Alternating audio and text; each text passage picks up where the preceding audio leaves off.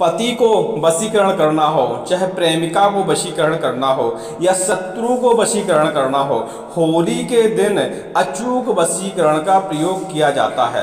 और होली के दिन किया हुआ वशीकरण कभी फेल नहीं होता, कभी विफल नहीं होता, ऐसा महाराज जी बताते हैं। और शास्त्रों में भी लिखा है कि वशीकरण यदि होली, दीपावली और दीपावली के बाद जो एकादशी आती है, उस एकादशी में इन 3 दिनों में यदि वशीकरण का हम प्रयोग करते हैं, वशीकरण सिद्ध करते हैं, तो वशीकरण कभी भी विफल नहीं होता। और वशीकरण ये जरूरी नहीं है कि प्रेमिका के ऊपर चलाया जाए या पति पत्नी के ऊपर चलाया जाए, शत्रु के ऊपर चलाया जाए। वशीकरण एक अनोखी विद्या है। इसमें आप जगमोहन वशीकरण का इस्तेमाल कर अपना सम्मान और बहुत सारी चीज़ों को अर्जित कर सकते हैं। क्योंकि यह जरूरी नहीं है कि आप व्यक्तिगत वशीकरण का इस्तेमाल करें, आप सामूहिक वशीकरण का भी इस्तेमाल कर सकते हैं, जिसके कारण आपको सम्मान की भी प्राप्ति होती है। और वशीकरण वैसे तो बहुत सारे कारण हैं, लेकिन कई बार घरों में कलह होती रहती है, ऐसे में वशीकरण का अच्छा इस्तेमाल देखा जाता है। जिसे पति पत्नी में कलह हो रही है, भाई भाइयों में कलह हो रही है, तो ऐसे में वशीकरण का प्रयोग करना चाहिए, जिससे कलह बंद हो जाए और प्रेम बढ़ जाए आपस में। अब ये जरूरी नहीं है कि लड़का लड़की के ऊपर ही वशीकरण चलाए या लड़की लड़के के ऊपर ही वशीकरण चलाए, परिवार की स्थितियां सुधारने के लिए भी वशीकरण को चलाया जा सकता है। तो होली के दिन जो वशीकरण सिद्ध करना होता है, उसके बारे में इस वीडियो में हम आपको बताने वाले हैं। और यह वशीकरण जिन जिन ने इस्तेमाल किया है, जिन जिन लोगों ने आज तक इस्तेमाल किया है, उनका कभी विफल नहीं हुआ। क्योंकि एक तो होली का दिन था या दीपावली का दिन था या एकादशी का दिन था, तो इन्हें सर्वार्थ सिद्धि दिन कहते हैं। मतलब इस दिन ज़्यादा मेहनत नहीं करनी पड़ती। आम टाइम में यदि आप किसी मंत्र का जाप करते हैं तो उसकी 1000 माला, 108 माला ऐसे मंत्रों के जप होते हैं। तो हम बता दें, किसी मंत्र का आम टाइम में यदि आप 108 माला जप करेंगे और होली के दिन मात्र 11 माला जप कर लेंगे, तो 108 माला के जितना ही आपको 11 बार में ही फल मिल जाएगा। ऐसे सिद्धि योगों में जप तप करने से उसके परिणाम डबल हो जाते हैं। तो हम आज औषधि तंत्र के बारे में बात करने वाले हैं। होली के दिन यदि आप डरते नहीं हैं, आपके पास कोई समस्या नहीं है और आपके मन में भय नहीं रहता, तो वशीकरण के लिए होली का दिन सबसे अच्छा दिन है। समस्या यह है, हमने इसलिए आपको डरने की बात करी क्योंकि इसको असल में रात्रि में लाया जाता है, रात्रि के 12 बजे लाया जाता है इस औषधि को, और इसका वशीकरण सिद्ध किया जाता है। अब औषधि की पहचान और लाने का तरीका हम आपको बताने वाले हैं। तो औषधि तो वैसे आपके आसपास ही होती है, सभी लोग उस औषधि को जानते भी होंगे और पहचानते भी होंगे। तो दिन में औषधि को देख लीजिएगा कि कहाँ औषधि लगी हुई है। बस दिन में औषधि देख के ताड़ के चले आइएगा और रात्रि में अब औषधि को लेने आपको जाना है। तो औषधि के ऊपर गंगा जल या साधारण जल से आप औषधि का स्नान कराइए और स्नान कराने के बाद औषधि से प्रार्थना करिए कि हे औषधि, हे धन्वंतरी की बूटी, हम अपना कार्य सिद्ध करने हेतु आपको ले जाना चाहते हैं और इस औषधि में इतनी ताकत धन्वंतरी महाराज भर दीजिए कि हमारा कार्य जो है सिद्ध हो जाए। ऐसी प्रार्थना करना है। चाहे तो धूप, अगरबत्ती या फूल वगैरह औषधि को आप अर्पण कर सकते हैं और अर्पण करने के बाद औषधि को किसी लकड़ी की सामग्री से खोदना है।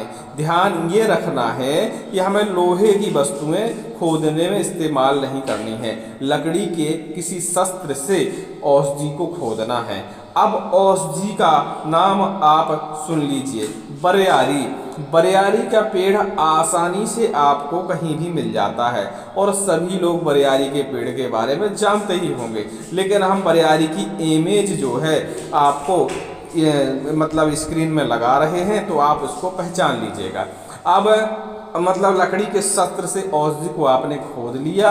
अब उसको घर नहीं लाना है, सीधे उस स्थान पे जहाँ जाना है जहाँ होली जल रही हो या जल चुकी हो। और जल चुकी हो तो बहुत अच्छी बात है, क्योंकि जल चुकी होती है तो उसके आसपास कोई नहीं मिलता, होली के आसपास कोई नहीं मिलता, इक्का दुक्का लोग मिलते हैं, तो आपको ज़्यादा टेंशन लेने वाली बात नहीं होती। तो बस होली के पास जहाँ जली हुई हो या जल चुकी हुई हो तो वहाँ जाइए। अब ये ध्यान देने वाली बात है कि जैसे बड़ी होलियाँ होती हैं तो उनमें आग बहुत टाइम तक रहती है, तो ऐसी ही होली की जांच करिएगा जिसमें आग बहुत देर तक रहती हो, और उस होली के पास जाइएगा और होली की 7 परिक्रमा करिएगा। और 7 परिक्रमा करने के बाद आप एक मंत्र को बोलिएगा। मंत्र क्या है? मंत्र हम कई वीडियो में, हमारा दूसरा चैनल है एक औषधि तंत्रा चैनल है, उसमें हम मंत्रों का विवरण आपको दे चुके हैं, लेकिन इसमें भी हम आपको बताए दे रहे हैं। मंत्र ध्यान से सुनिएगा और ना समझ में आए तो हमें कमेंट करिएगा, हम अभी लिख देंगे, अभी लिख के आपको कमेंट में रिप्लाई कर देंगे।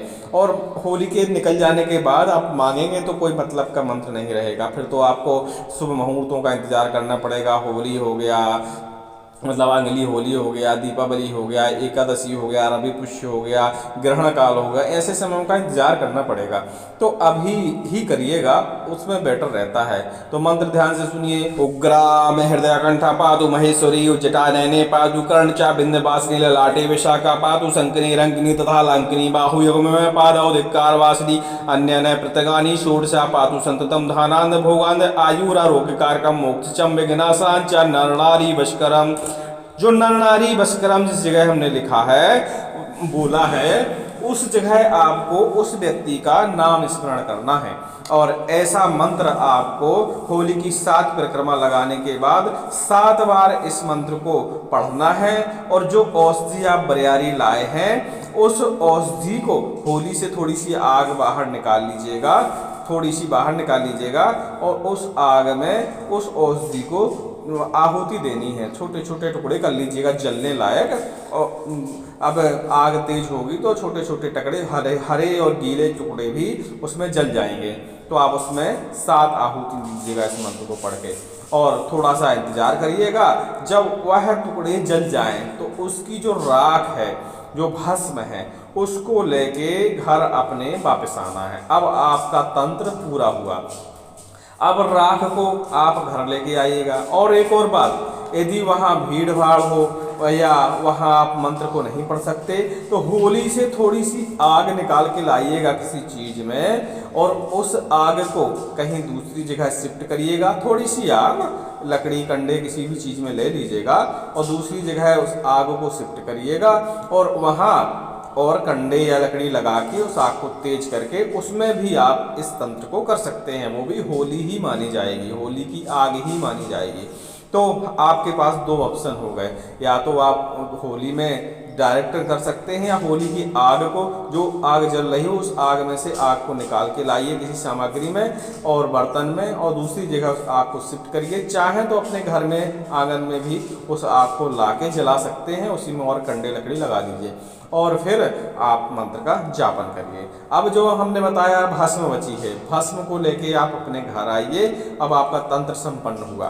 अब तंत्र संपन्न होने के बाद जब भी आपको वशीकरण इस्तेमाल करने की आवश्यकता है, तो मन में इस मंत्र को एक बार पढ़िएगा, और उस राख को व्यक्ति की, जिस व्यक्ति को आपको वश में करना हो, या जिस व्यक्ति से आप परेशान हो, या जिस व्यक्ति से कलह होने की दिक्कत होती हो, तो उस व्यक्ति के सर पे एक चुटकी राख, मतलब इतनी राख लीजिएगा जितनी दिखाई ना दे लोगों की नज़रों में, और बस मन में उस मंत्र को पढ़िएगा जो हमने आपको बताया है वीडियो में, और राख उसके शरीर पे छोड़ दीजिएगा, सिर पे छोड़ दीजिएगा, शरीर में कहीं भी छोड़ दीजिएगा, मतलब उसके शरीर से स्पर्श हो जानी चाहिए राख का।